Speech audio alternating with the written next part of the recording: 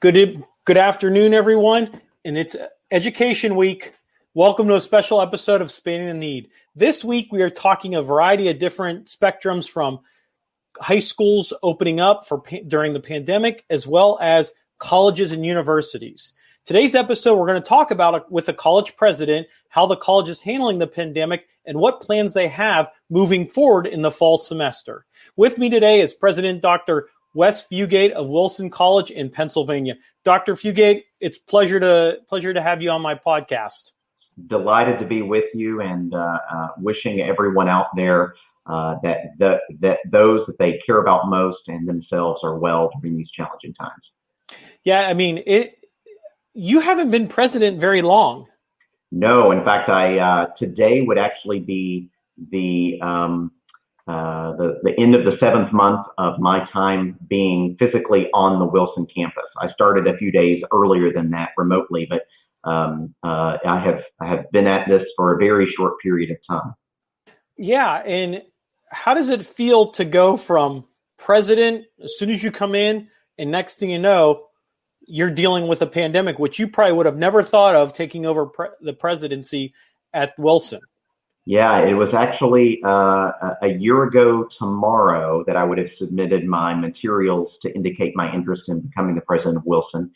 And when I look back at that letter of interest, the issues that you see there, just some have risen in importance since the pandemic, and others have just completely fallen away. It has been interesting because I had all of these grand plans. I'm a guy who has studied the college presidency since I was an undergraduate and had an interest in becoming a college president. So I have been thinking about what my first few months as a president would look like, and everything started out really wonderfully, and then things changed so dramatically, and all of those plans kind of went out the window, and we had to start to focus on how to react to the pandemic and how that impacts our students and our faculty and staff. And we'll get into that a little bit later, and we'll talk a little bit about how Wilson College is handling the pandemic. Talk about how you got started and what your goals were when you started and where you are now. Well, as far as getting started at Wilson, my first few weeks were really dedicated to getting to know the institution and getting to know people.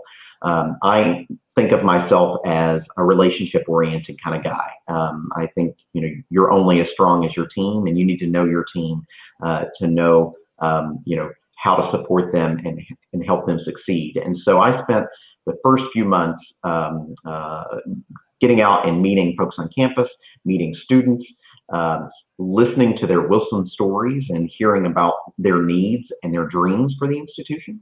I also try to do that, of course, with our trustees and with our alumni and alumni. We used to be a women's college, so I still refer to the graduates during the single-sex era as alumni, and those from the co-ed era as alumni. But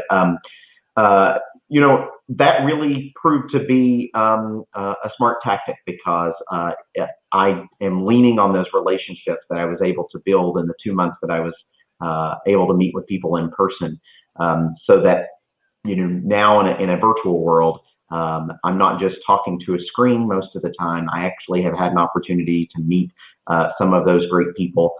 They know me, and they know what I'm interested in doing, what I'm passionate about, and how I hopefully can help Wilson succeed and make it through this pandemic to the other side, to make sure that we continue to serve our students very well.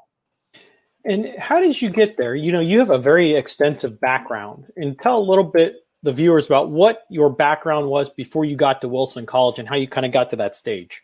Sure. So I am a part of the American dream. I am a first-generation college student, the son of a coal miner and a beautician, and had the great opportunity to go to a small liberal arts college, Center College in Kentucky, studied drama and economics, so truly a liberal arts graduate right there, and knew after meeting the college president there and having conversation with him that I should try to pursue a college presidency as a career. And he really guided me on what he thought the modern president needed to know, what experiences they needed to have. And I should say he just retired on July 1. So he was a college president for 22 years. So I think he knew what he was talking about. And so he recommended to me that I get experience in a broad number of areas, but eventually becoming a chief of staff to a president. And so that's how I set myself out.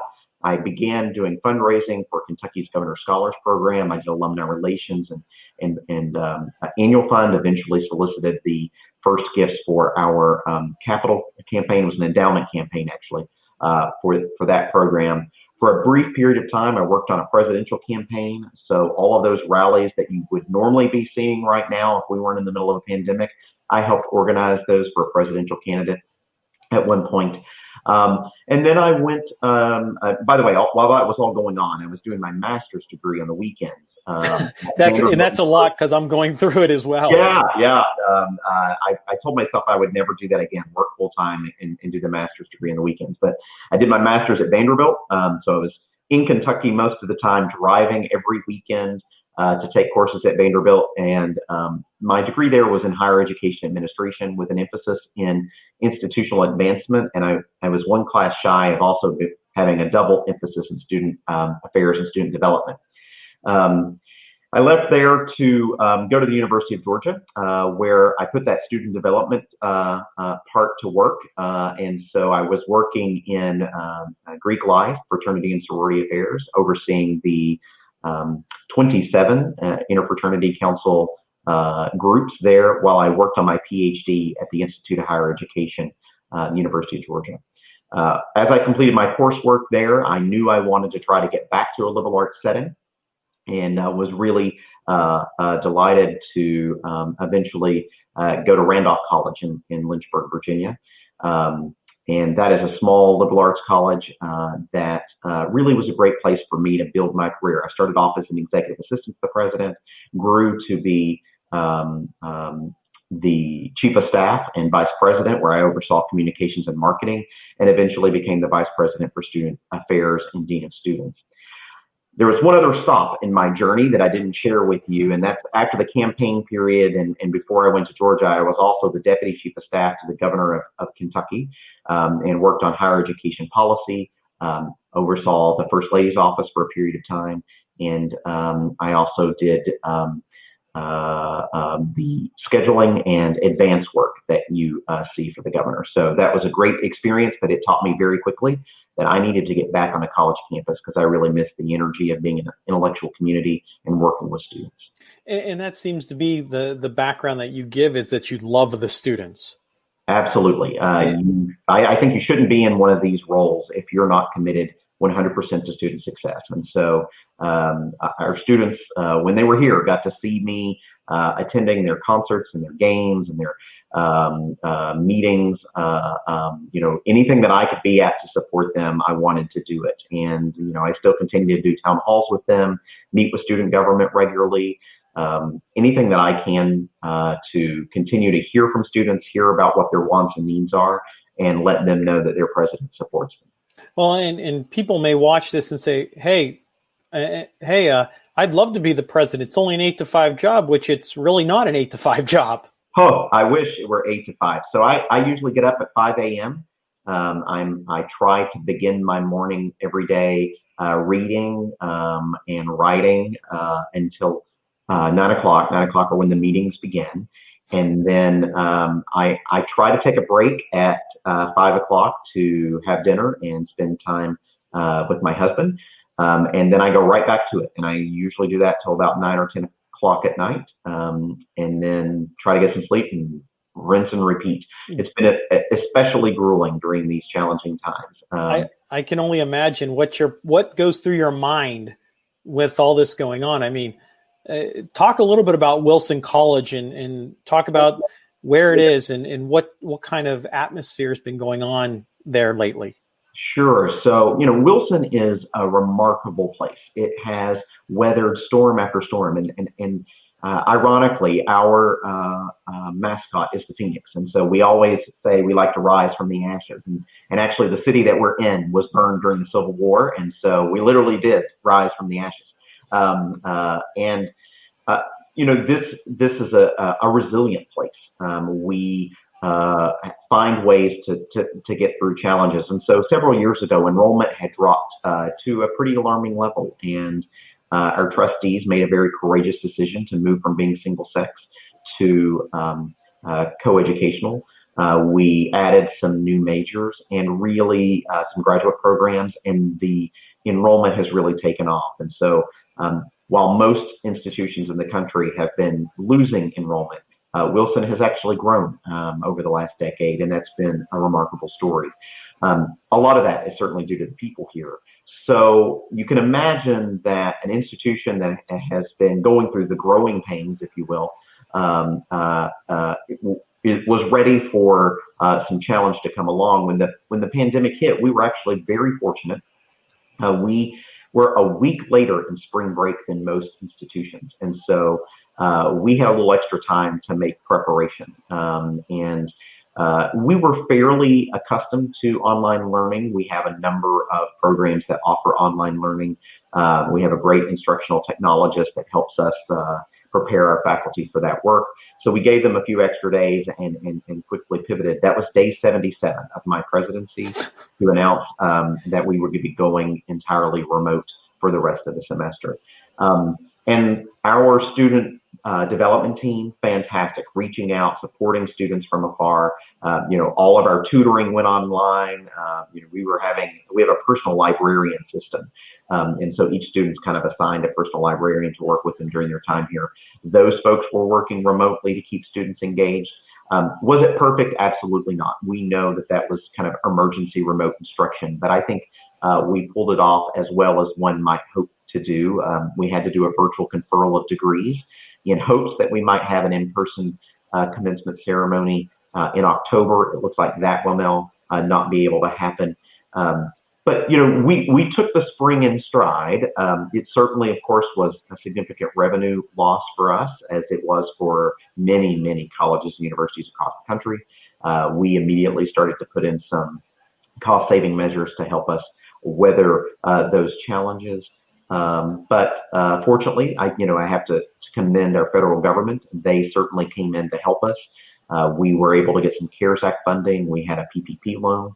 And so those dollars really helped us quite a bit. Is it everything to make up for the losses that we're experiencing? No. Could our students have used a lot more financial aid or help to get them through it? We serve a large number of low income and middle income students. And so, no, they needed so many more dollars than we could provide. And over the last 5 to 10 years, your enrollment's gone up almost 50%. Is that an accurate number? Yeah, it is. And, that has created challenges for us as an institution, because of course we have to grow with all of that. And, we were maxed out. That we could put a few more bodies in some residence halls, but not very many. We figured out creative ways to make it work, and it has developed into a wonderful community. And that's the funny part, is like, it's a good problem. It's like good trouble, good problem. Yeah. Until you're thinking about trying to isolate students or quarantine them. I think of some of the other institutions that I know of that have had, due to the enrollment declines, they have an extra residence hall that they can set aside for isolation and quarantine space, and we just don't have that luxury. So that has proven challenging for us as we were making plans for the fall, as so many other institutions have experienced as well. Well, and so let's talk about how Wilson College has been handling the pandemic.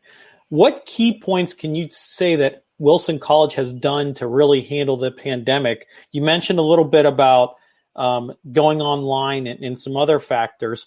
What were some big key things that you probably were hesitant to do because of the unknowns? Well, first and foremost, health and safety was always the priority. When it came to our community, our students, our faculty, our staff, and frankly, their families and the local Chambersburg community, I always tried to keep the health and safety at the forefront of my mind. And then secondly, thinking about delivering the best quality education that we can and ensuring that we have a strong student experience. And then thirdly, worrying about the financial ramifications of those decisions.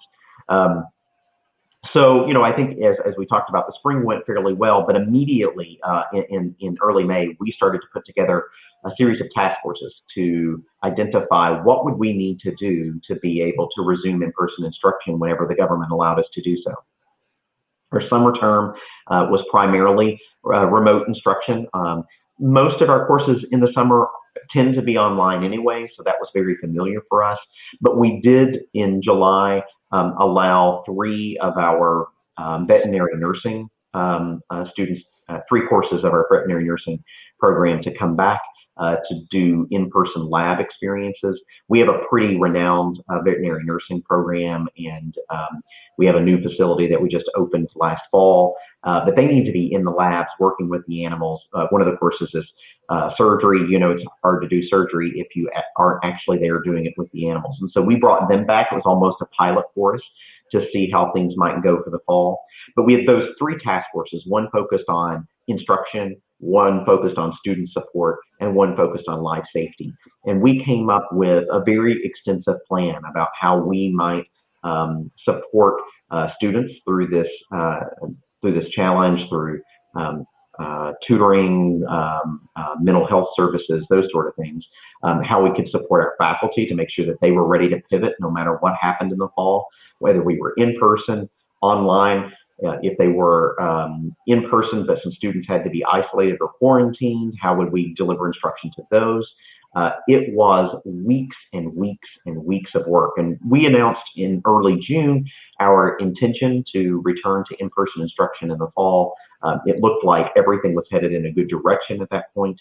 And then by the end of July, things started to change. And on July 31, I made the very difficult decision on the last day of the 7th month of my presidency to move to online instruction for the fall. So we'll have about 45 students on our campus, and they are students who have no other place to go to, or might not be able to learn well from home because they don't have the internet services there. They might be in a setting where they're sharing a room with multiple siblings and they can't find the privacy to study. All of those students we're still going to accommodate, but everyone else will learn from home remotely. And then it's still our strong desire to be back in person for instruction in January. But just today, I released our comprehensive plan online for how campus will operate. So, we'll be in masks all the time. As many of us that can remotely work will continue to remotely work. We have hand sanitizing stations everywhere. We'll be doing the dining hall where you will pre-place an order and then you'll come pick up your meal and take it out. And I know that food's very good because I got the COVID-15 myself from eating there in the spring. So a lot of elaborate plans put in place to help protect our students, our faculty and staff, and also our animals. Because we are such an animal-friendly campus, we have horses, dogs, cats, guinea pigs, rabbits, you name it. We have plans in place about how we're going to be able to support the animals through this as well. Well, and let's talk about that. A lot of people think, and maybe it's just me, that I've worked on a college campus before, so I know what goes into the task force, the groups coming together to prepare that master plan to either bring kids to campus or do online. What can you tell us about how that process went through and what were some of the decisions and talks behind the scenes that maybe people don't understand what you're talking about, what you're going through, and who your stakeholders would be? Yeah. So, first off, a lot of this was about educating ourselves about what we knew about the virus and what we didn't. And so I have been in more webinars than one can count. I do 2 calls every week with all of the 90-something private college presidents in Pennsylvania, so we can be briefed by our association on all the information and best practices that they have.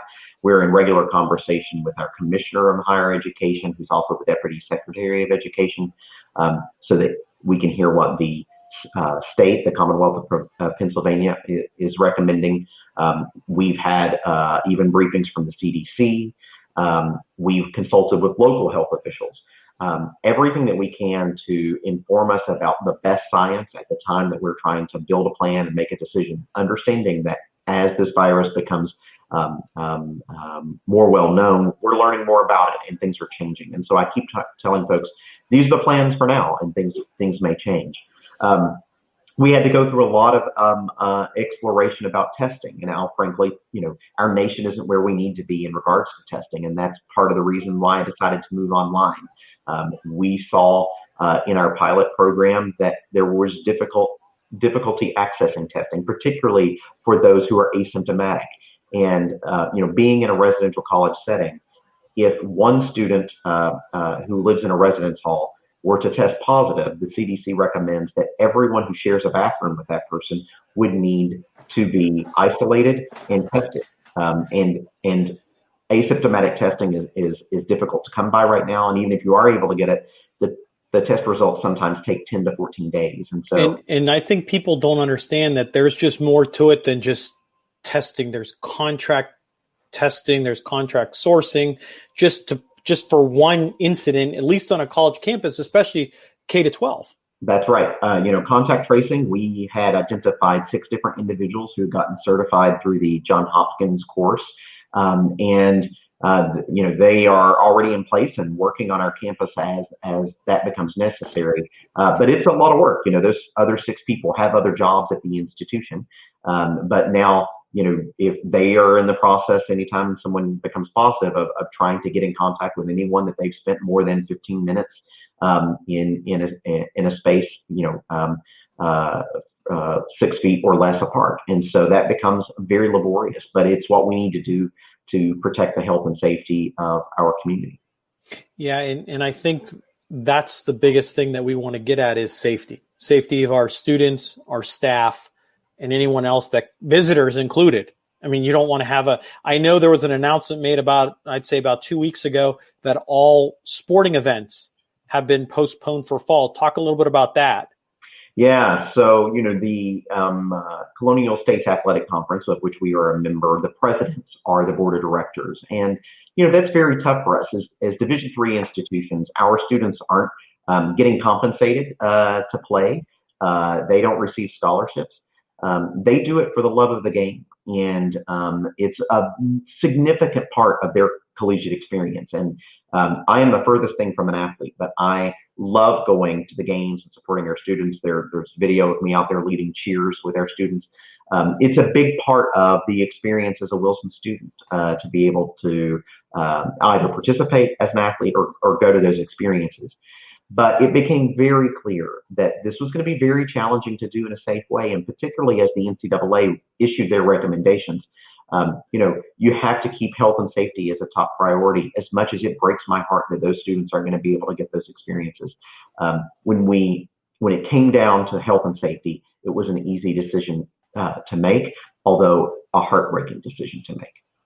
Yeah, I know that depending on what college, D1, D2, D3, sometimes there's a lot of money tied up with the football program or bigger money-making programs that support the rest of the athletic department. Yeah, the Division I institutions have a lot more difficult choices to make when it comes to the dollars around this, because they're making money. In Division III athletics, there's very little money that's made. Occasionally, some folks will charge for a football contest or maybe basketball. But for the vast majority of our institutions, and certainly at Wilson, there's no fee to attend our contests. We want as many people to come and cheer our athletes on as we can. And so in that sense, athletics is always losing money. Athletics is there because we think it enhances the student experience. We think it helps them develop leadership skills, and will help them when they leave our hallowed walls to go out and have a meaningful career. But we don't do it for the revenue. We're not getting big sponsorships. Especially D3s. Yeah, that's right. And so from our standpoint, the financial decision around canceling athletics is really about, will we lose students? Because a lot of students really want that experience, and they might choose to stop out. or go to a different institution if they can't play. Now, the vast majority of Division III institutions have said we're not going to have athletics this fall, and so maybe we won't lose many students to that. But that certainly is probably in a number of folks' minds as they're making these decisions. For me, I had to put the health and safety first and worry about the financial ramifications of that later. And I think you're in a vast majority of safety of our student athletes, safety of just students in general. And athletics does build a leadership. It does build management and a lot of other things, which is a good thing. And I'm glad that presidents are taking that stand to say, hey, I understand about fall sports. I understand that you want to participate. It's like, I love sports, but your safety is more important than the sport right now. That's right. I think there's been a lot in the media about colleges and universities making decisions for the right or the wrong reasons. And, every institution has its own dynamic. I was just in conversation several weeks ago with an institution president in Pennsylvania, and one of which we actually compete for students, who is moving ahead with being in person, but they have a very different circumstance. 98% of their students live on campus. So once they get through those first 2 weeks, if students aren't really going on and off a great deal, maybe they have a better chance of containing it. For us, we have a large number of students who commute. And so the possibility of the virus coming in and out is significantly high. So I don't envy any of my presidential colleagues as they try to make these decisions. Everybody needs to come to a decision that's good for their institution and their particular circumstance about what the virus positivity rate is, what the infections per 100,000 are in their region, in their area, how they might have space to quarantine or isolate, their access to testing, the ability to get test results back quickly. Every institution's in a different circumstance. So now you've made classes for the fall online. That's right. Where do you go from here, planning for the future for Wilson College? Well, certainly right now we are very focused on making sure that we deliver the absolute best online instruction that we can. We have had to modify some courses. We know that some courses that we wanted to deliver have to be done in person that can't be done this fall. So we're moving those to another semester. Some of our hands-on courses will be done in an intensive in December for particularly veterinary nursing. The lab components will be done in an intensive. So we're working through all of those plans. We've also acknowledged that many of our families are struggling right now, particularly as I mentioned, we serve a high number of low and low middle income students. And so we decided to offer a January term course for free to every student to help them through this challenge. Well, we don't normally have that many students taking our January courses. So we've got to now decide, what courses are we going to offer? Are we going to offer them in person, or are we going to offer them online? So there's a lot of preparatory work that's going into that. Fortunately, those three task forces that we talked about earlier, they've made extensive plans for the moment when we actually feel like it's safe that we can bring students back physically to our campus. So I don't think we'll have to do a ton more work. I think hopefully testing will be different by December and by January, and we'll, I hope that we're in the period of time where we actually have very effective, quick turnaround tests, whether that be an hour or 15 minutes or 15 seconds. I hope that that's where we'll be. I don't want to get my hopes up yet about a vaccine, but hopefully in time a vaccine will come, or even treatments. There are certainly some various viruses that we've become accustomed to, the flu, for example, where some people get vaccinated, some people don't, but we have treatments to help people get through it when they do get it. And so I hope that we as a country and as a world will be in a better place by then. And I just want to continue to encourage our federal officials in particular, as well as our state officials. We need to put all that we can into making sure we get the testing and the tracing work done. That will be what I think can help Wilson College reopen safely.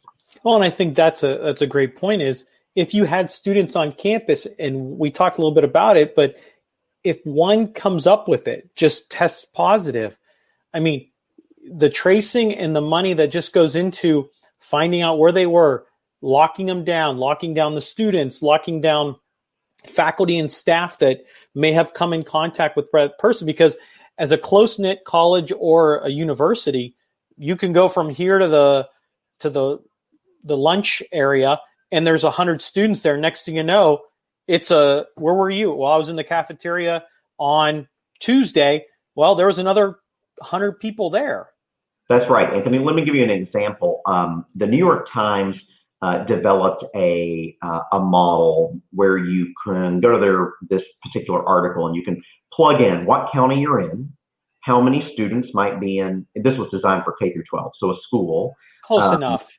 And I'll use that for us for now. And it could tell you, based on the positivity rate in your county and the number of students, faculty and staff, how many people would arrive on day one with a case. And for Wilson, if obviously not all of our students come from Franklin County where we're located, but let's use that as a proxy. If that had come true, we'd have started day one with 4 people who were infected. If those 4 students had all been residential students, living on different floors, the moment they became positive, we would have had to isolate all of the students who had been sharing a bathroom with that student. Let's not even talk about class or the dining hall, just the people who shared a bathroom with them. That could be somewhere between 60 and 80 students. We had identified, about 18 isolation spaces. And I should clarify the difference between quarantine and isolation. So quarantine is for positive cases, and people who are positive can live and share space with another person who's positive. But somebody that we don't know yet if they're positive, but we know that they've been exposed, they have to be completely isolated. 1 room, 1 bathroom, and that's the only place they can go. So we had hoped, that we might be able to use a hotel for that. Well, you can imagine what the costs for this could be if we're going to have 60 to 80 people being in a hotel. And because the testing is taking so long to turn around, it would be 10 to 14 days. That's not a great experience for the student to be in the hotel. It's not a great experience for us to have to, deliver food to them, supplies and provisions to them. So this started to become untenable as an option. It seemed like, when would it stop? It was really something that could get completely out of control. And it became very clear at that point that the right decision to do for the health and safety of all would be to go online. And I think the point of this is that you're responsible for all that.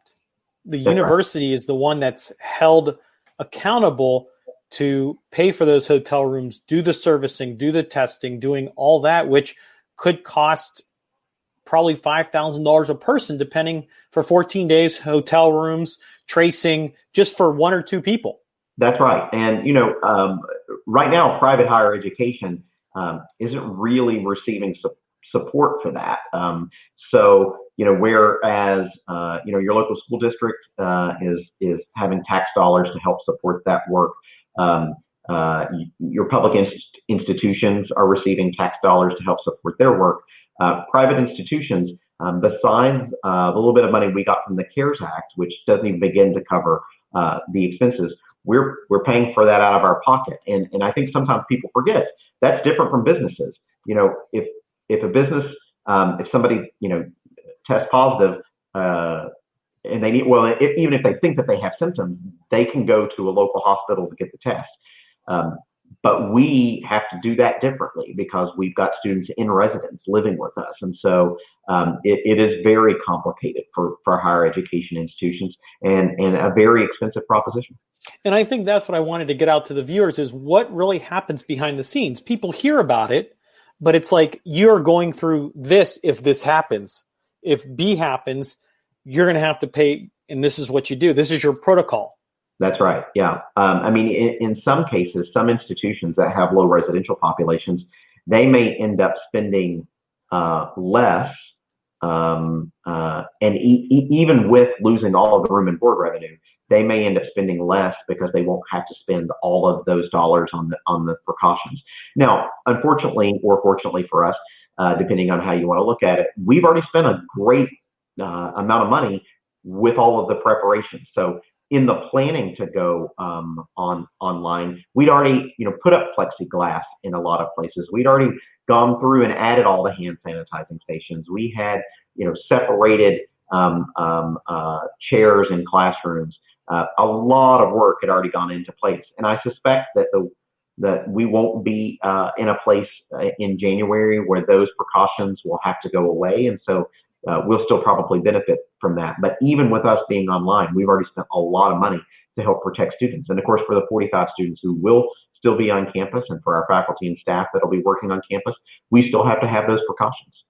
Well, and I think that's a great point. Is like, just because you're Wilson College doesn't mean that any D1, other D2 schools or D3 schools are going through the exact same thing. Every university and college is going through the exact same thing. That's right. And, in some ways, I think federal and state officials wanted to give institutions flexibility. And I appreciate the ability to have some flexibility. There were also some times, however, where I wish that we had more direct guidance, particularly around testing and tracing. It would have been very helpful if we would have had some uniform way of providing the testing and tracing. I think that would have helped higher education and our K-12 schools move to in-person instruction more quickly.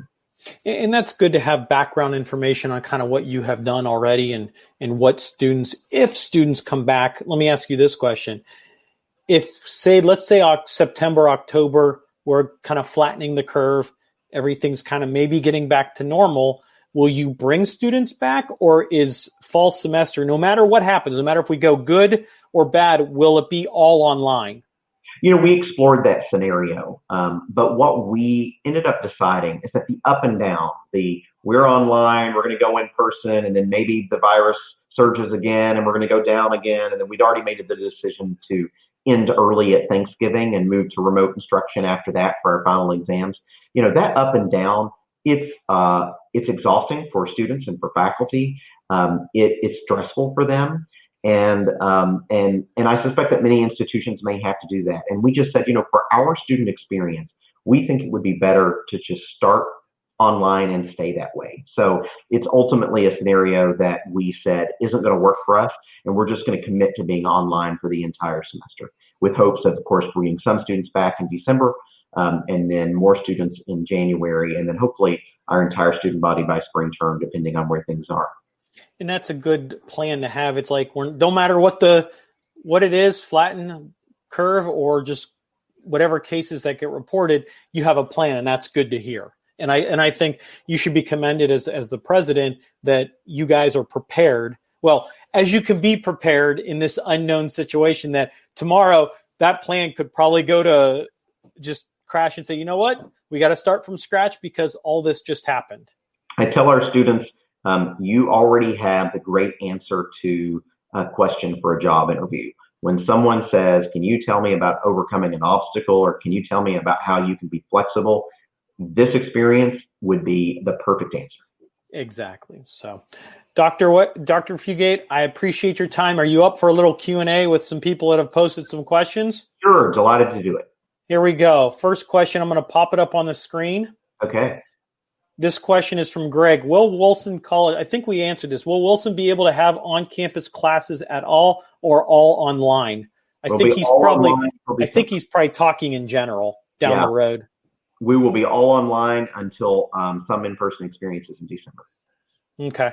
And then you'll regroup and kind of figure out where you are for January. Does that kind of make sense? That's right. I think, as we think forward, there are some of our majors that have to have an in-person experience for accreditation purposes. And so if we have some online experiences in the spring, I suspect that some of our majors will have to be in person. And that's understandable because you can't do surgery as a veterinarian at home. That's right. So, but I mean, you seem like you have a great plan on your hands with with social distancing and the plexiglass and a lot. So I commend you for doing that and getting those students. If it's very few, it's almost like a test run. It is, yeah. And we can hopefully do that safely. And I think we can. It's just as long as we can do it the right way. But like we said, there's too many unknowns. That's right.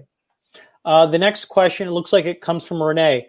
The student safety is important, but what about the education? Some students don't learn good online, but are great in the class. How do you judge that on the students? That's a great question. Yeah, it's certainly the case that folks learn in different learning styles. And I remind folks all the time, there are different learning styles within in-person experiences. So some are lecture focused, some are experiential focused, some are discussion focused. So there are different learning styles throughout higher education. But even if you don't love learning online, you need to be able to learn online because that is the movement of the future. Of course, there are going to be experiences where people are going to be learning in person. But if you think about all of the professional development I've done over the last several months, it's all been online. If you even think about pre-pandemic, so much learning takes place online. In fact, the current generation, they learn more from YouTube than they do from their in high school experiences, according to them. And so I think this is a very important skill. The business world, we do most of our work, well, all of our work basically right now online, but a lot of that work in the future is going to be online. You're hearing about companies that are saying, we're going to abolish offices and we're going to allow people to work from their homes. So this experience is going to help prepare students to enter the world. Now, of course, I want them to be back in person at some point so that we can have them learn the other experiences that they need. But this is a great experience to help prepare students for the real world. And I think that we'll be able to do that online education very well. Fortunately for us at Wilson, we've got a number of support mechanisms to help students if they are struggling with learning online. And, I'm one of those that I would much rather sit down with a group of people in a classroom and learn from each other that way. But I know that there are supports here at Wilson for students if they're struggling. I mean, you're looking at 8 months almost. We're close to 8 months of either lockdown, stay-at-home orders, and now the household word is Zoom. Yeah, it's going to be I guarantee you, the Webster Dictionary is going to come out with a new definition of Zoom. Not zoom into your camera or zoom into your phone. It's going to come back, have a complete definition. I'm going to call it.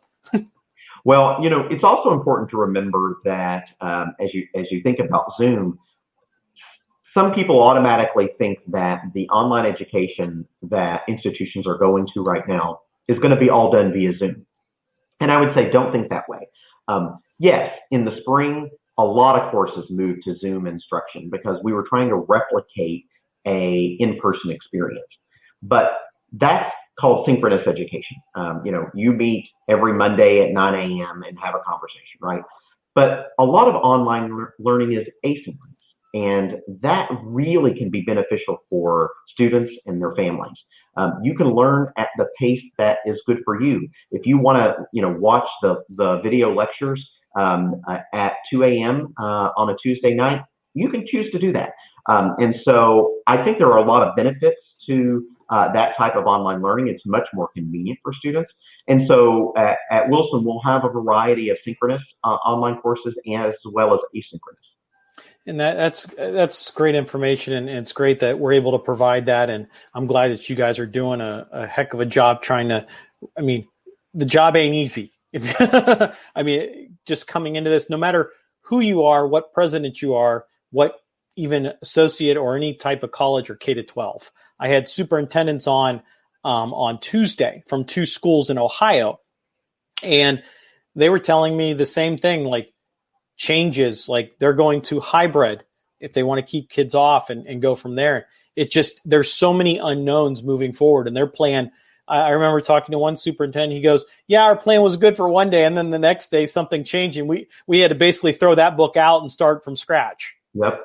I know that all too well. Yeah. Dr. Fugate, it's always a pleasure. Thank you for taking your time. You can stay on here. You're always welcome on my podcast. And thank you for everyone joining us tonight. And this is basically, you end our first season of Spanning the Need. So I appreciate you taking the time and everything like that. Well, very much enjoy getting to share some of the unique experiences I've had. And to all of the folks out there, if you know a student that's still looking, I know a lot of people put off making plans, but if you feel safe being at home, we start our classes on August 24th, and we still would be delighted to have you be a part of the Wilson family. So just let us know. We'd be happy to work with you. Great. That's great to hear that. And just for the record, they've increased 50% in the last 5 to 10 years. So that more trending than a lot of other schools. Yeah. So we'll be back in September with more podcasts and interviews. Check out other podcasts and interviews at anthonyvspano.com.